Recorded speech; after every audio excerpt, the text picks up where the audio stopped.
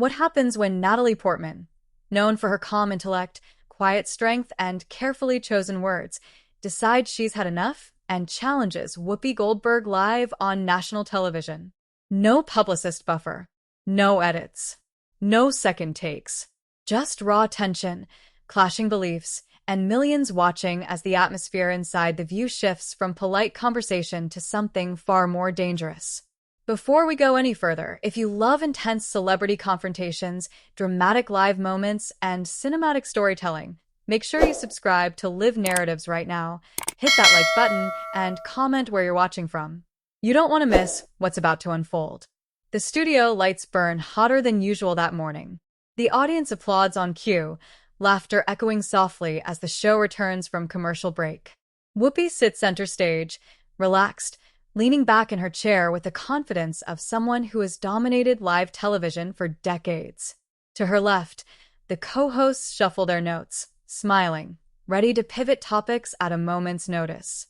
Everything feels rehearsed, controlled, safe. And then there's Natalie Portman. She sits upright, hands folded in her lap, posture calm, but eyes alert, too alert. Her smile is polite, but it doesn't quite reach her eyes. To the casual viewer, she looks composed. To anyone paying attention, she looks like someone holding back a storm. The segment begins easily enough. Film promotion, social issues, thoughtful answers. Natalie speaks softly, choosing words with surgical precision. The audience nods along, appreciative. Whoopi listens, occasionally interjecting with humor, steering the conversation the way she always does, firmly but casually, like a veteran captain guiding a ship through familiar waters. But then the conversation drifts. A question about activism turns into commentary. Commentary turns into opinion. And opinion, when delivered too confidently, begins to sound like judgment. Whoopi leans forward, her tone shifting, still conversational, but sharper now. "But don't you think," she says, gesturing lightly, "that sometimes celebrities overstep? That they talk without understanding the full picture?" There's a ripple in the audience. Natalie blinks once. Inside her mind, years of restraint flash by. Interviews where she swallowed discomfort. Panels where she smiled through dismissals. Moments where she was talked over, simplified, reduced.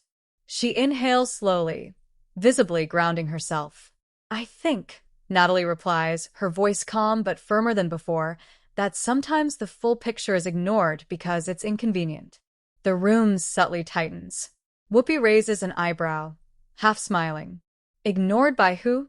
Natalie meets her gaze directly. By people with platforms who assume their perspective is the only one that matters. The audience murmurs. A co-host shifts uncomfortably in her seat. This wasn't on the rundown. Whoopi chuckles lightly, but there's a warning edge to it. "Now hold on," she says. "I've been doing this a long time." "I know," Natalie responds instantly.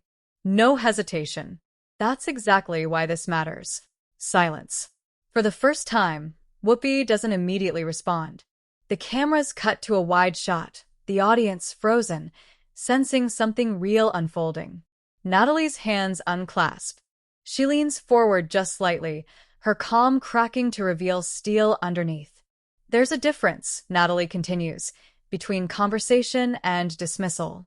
And I've noticed, today included, that when women speak with nuance, they're often told they're being unrealistic, emotional, out of touch." A sharp intake of breath from somewhere in the crowd. Whoopi straightens, her expression hardening. "Are you saying I dismissed you?" Natalie pauses. The pause is everything.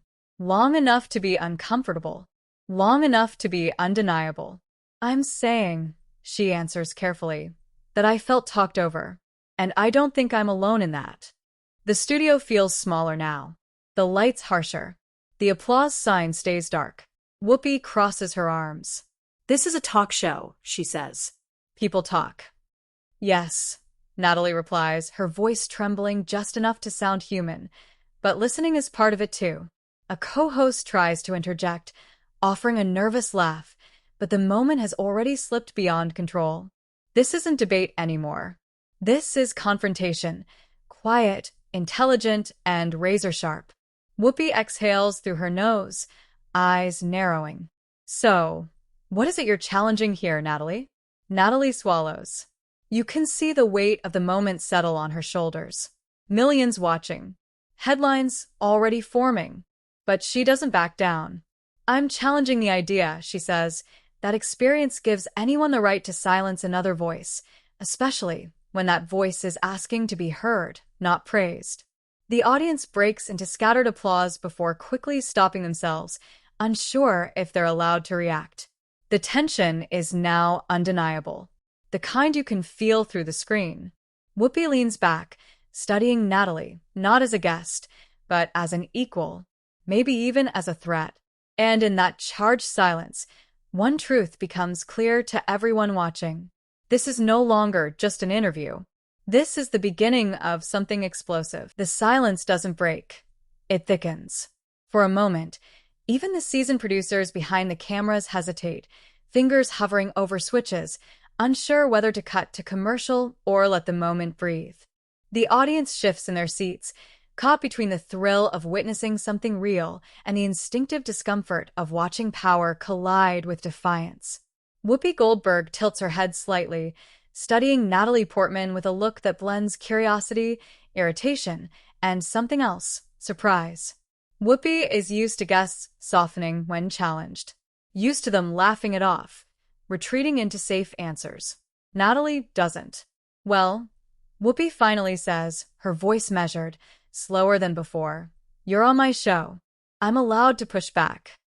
Natalie nods once. Absolutely. And I'm allowed to respond. That single sentence lands harder than any raised voice could. The camera cuts to a close-up of Natalie's face. Her eyes glisten, not with tears, but with intensity. She's fully present now, no longer the guest promoting a film, but a woman reclaiming space in real time. Her inner voice is loud, relentless. Don't retreat. Not now. You see, Natalie continues, choosing her words carefully, when pushback becomes a pattern, when certain perspectives are always framed as naive or unrealistic, it sends a message. Not just to me, but to everyone watching. A soft ripples through the audience. Whoopi leans forward again, palms on the table. And what message is that? That some voices matter more than others. The co-hosts exchange glances. One of them opens her mouth, then closes it again. This isn't their moment anymore. Whoopi lets out a short laugh, not amused, not angry, but defensive. I've fought my whole life to be heard, she says.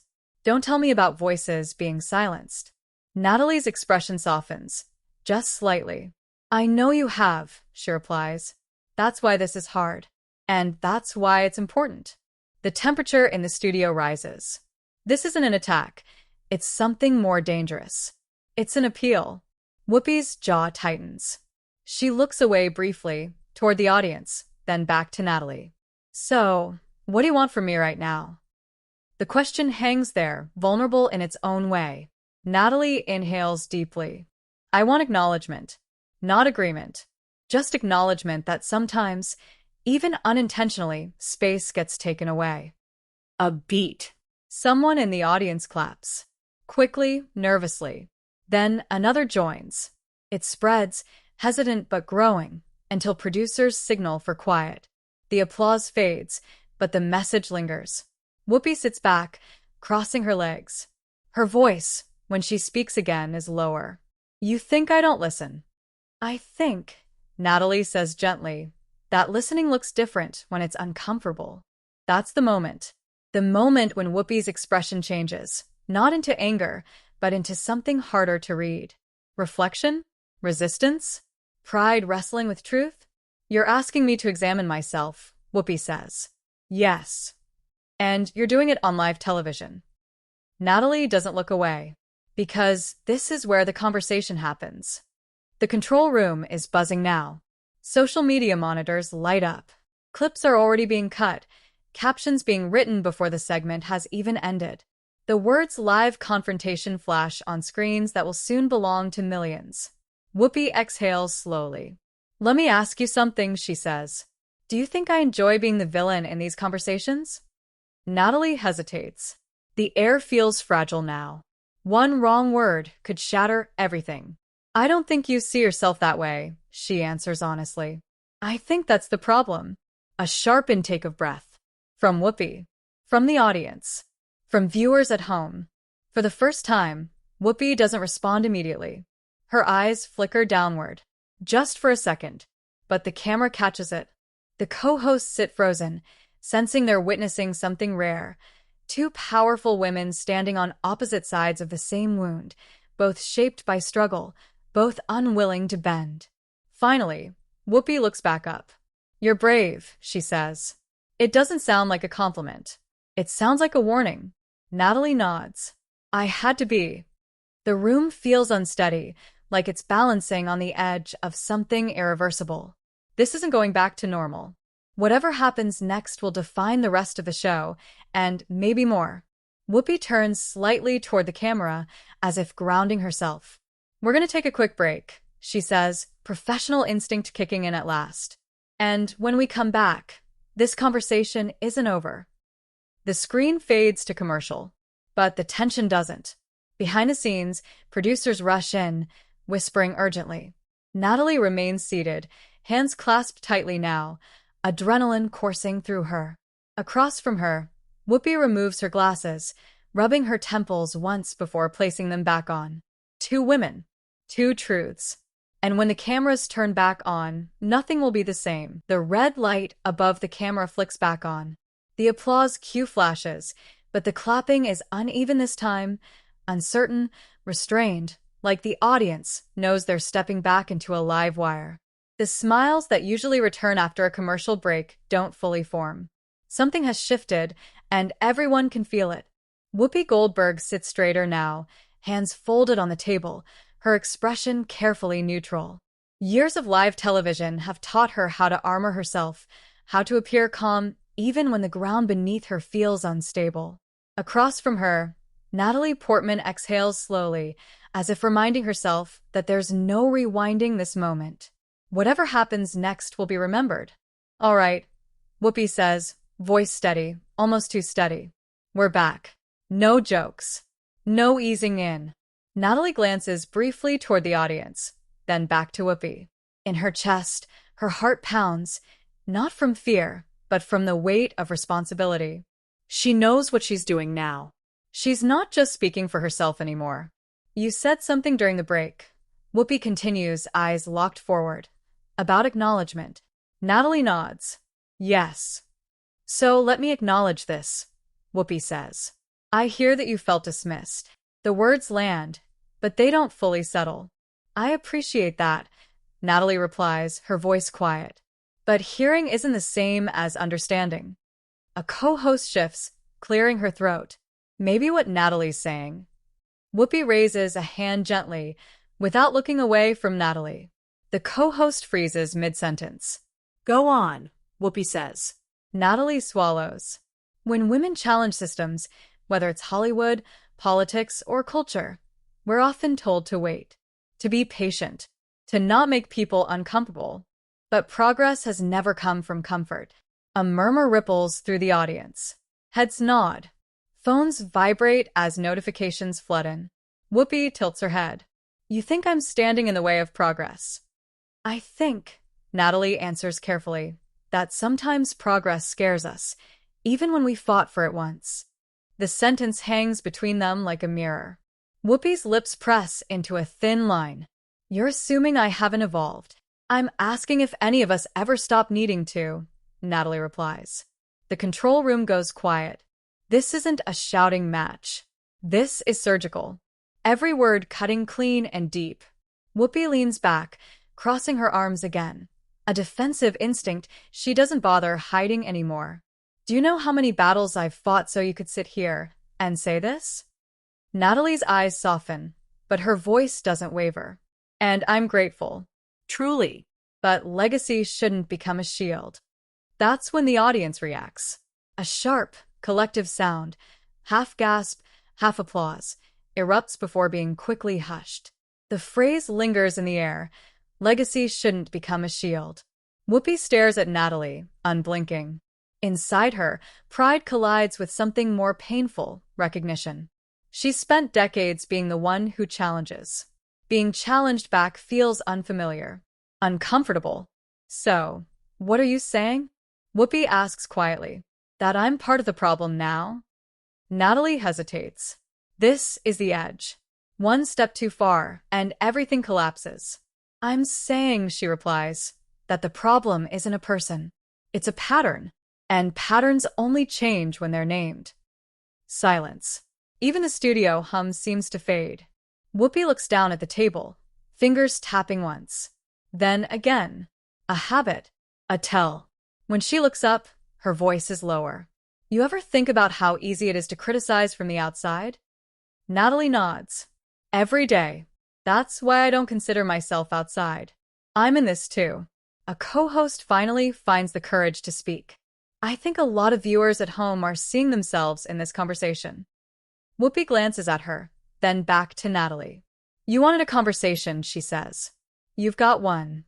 Natalie leans in just slightly. Then let's have it honestly. Whoopi's eyes flick toward the camera, aware of the millions watching, the headlines forming, the narratives being written without her consent. She takes a breath that sounds heavier than it should. Honest can be messy, she says. Yes, Natalie replies. But silence is messier. That's when Whoopi's composure cracks, not dramatically, not explosively, but enough for the camera to catch it. A tightening of the jaw. A blink held too long. The audience senses it. They lean forward as one. This isn't about winning anymore. This is about whether someone who's always held the microphone is willing, even for a moment, to let it point back at herself. And as Whoopi opens her mouth to respond, it's clear. Whatever she says next will change everything. The energy in the studio is no longer explosive. It's volatile in a quieter, more dangerous way. The kind of tension that doesn't shout but waits. Whoopi Goldberg sits back, eyes forward, lips pressed together as if holding in something heavier than anger. The audience senses it immediately. This isn't the Whoopi who deflects with humor or shuts things down with authority. This is someone deciding whether to step forward or retreat. Across from her, Natalie Portman remains still, almost statuesque. Inside, her pulse is loud, but her expression stays composed. She knows she's pushed past the safe point. There's no applause sign, no producer rescue, just truth suspended in real time. You said silence is messier, Whoopi repeats, as if testing the words in her mouth. You ever think silence is survival? Natalie doesn't answer immediately. She respects the question too much for that. Yes, she finally says. And sometimes survival turns into habit. The audience reacts, softly, collectively. Not shock now. Understanding. Whoopi nods slowly. Habit can feel like protection, she says. Especially when you've been burned. Natalie's voice lowers. But it can also turn into a wall. The words don't accuse. They invite. Whoopi lets out a breath that sounds almost like a laugh, but isn't. You're good, she says quietly. You know that. Natalie allows a small smile, fleeting. I learned by watching. That line hits differently. Whoopi's eyes narrow, not in anger, but in recognition. For years, she's been the example. Strength, defiance, fearlessness. And now, that example is being reflected back at her, asking to be updated, not erased. You're asking me to change how I hold this space, Whoopi says. Natalie nods. I'm asking you to make room. A co-host shifts, visibly emotional now. The audience leans in. No one is checking their phone anymore. Do you know what happens when I make room? Whoopi asks. People say I've lost control. Natalie's answer is immediate. Or they say you trusted the room. That lands. Whoopi looks toward the audience, scanning faces. Young, old, diverse, watching her not as a symbol, but as a person. She sees herself reflected there too. The responsibility is enormous. The fear, undeniable. I don't like being told I'm wrong, Whoopi admits. Especially by people who don't know what it took to get here. Natalie's voice softens further. Then let them see what it takes to keep going. A long silence follows. The kind that would normally trigger a commercial break, a joke, anything to move on. But no one moves. Even the producers hesitate. This moment feels necessary. Whoopi's shoulders drop just a fraction. "You're not attacking me," she says slowly. "You're challenging me." "Yes. And you're doing it because you believe I can handle it." Natalie meets her gaze. "Because I know you can." The audience breaks, applause real and sustained this time. Not cheering, not sides taken. Just acknowledgement of courage on both sides. Whoopi lifts a hand, signaling for quiet. She looks back at Natalie, eyes steady now. "This is uncomfortable," she says. "But maybe it should be." Natalie nods. Growth usually is. The air feels lighter, but charged. Something has been released, but not resolved. The confrontation has transformed into something deeper, a reckoning in progress. Whoopi turns toward the camera, voice firm but changed. "We talk a lot on this show about listening," she says. "Today, we're doing it."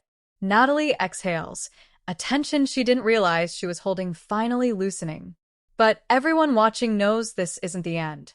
Because when the conversation shifts from conflict to accountability, the aftermath is always louder than the moment itself. And it's coming. The moment the cameras cut, the studio exhales, but the world outside inhales. Applause rises, fuller now, unrestrained. Some audience members stand. Others remain seated, stunned, eyes glossy. Producers exchange looks that say the same thing. This will not stay in this room. Across the table, Whoopi Goldberg removes her glasses and sets them down carefully, as if placing punctuation at the end of a sentence she never expected to finish on air. Natalie Portman leans back for the first time all morning, shoulders releasing, breath finally steady. Backstage, whispers move faster than footsteps. Assistants scroll furiously. Phones buzz in pockets. A producer mouths. It's everywhere, and no one needs to ask what it is. Clips are already looping online.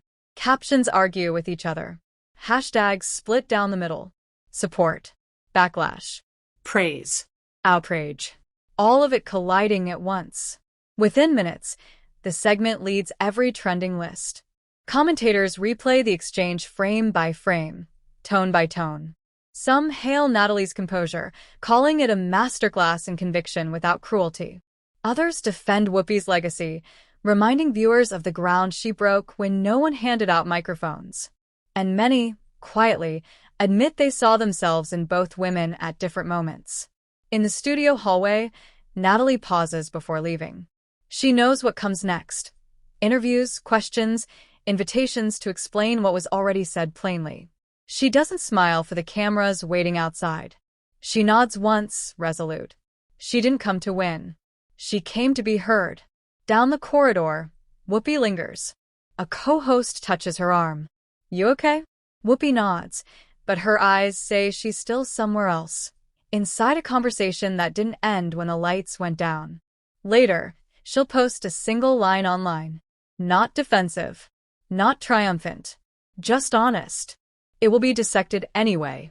By nightfall, the discourse has spread beyond celebrity news. Op-eds frame it as a generational reckoning. Comment sections turn into town halls. Viewers share clips with messages like, "This is what real dialogue looks like," and "Why is it so hard to listen when it matters?" College classes assign it. Podcasts debate it. Families argue about it over dinner. And then something unexpected happens. The noise softens. Not because everyone agrees, but because the question lingers. What do we do when accountability shows up without a script? For some, the answer is to dig in. For others, it's to lean forward. But no one can say they didn't feel it. Weeks later, the clip is still circulating, not for the clash, but for the pause. For the moment when certainty made room for reflection. When power didn't crush dissent, and dissent didn't deny history. When two women refused to turn away. That's the aftermath you don't plan for. That's the kind of live moment that outlives the broadcast. Now it's your turn. What did you hear in that exchange? Whose words stayed with you? And why? Drop your thoughts in the comments. Share this with someone who believes conversations like this matter. And if you want more stories that pull you inside the room, where tension is real and the stakes are human. Subscribe to Live Narratives for more explosive, cinematic moments you won't forget.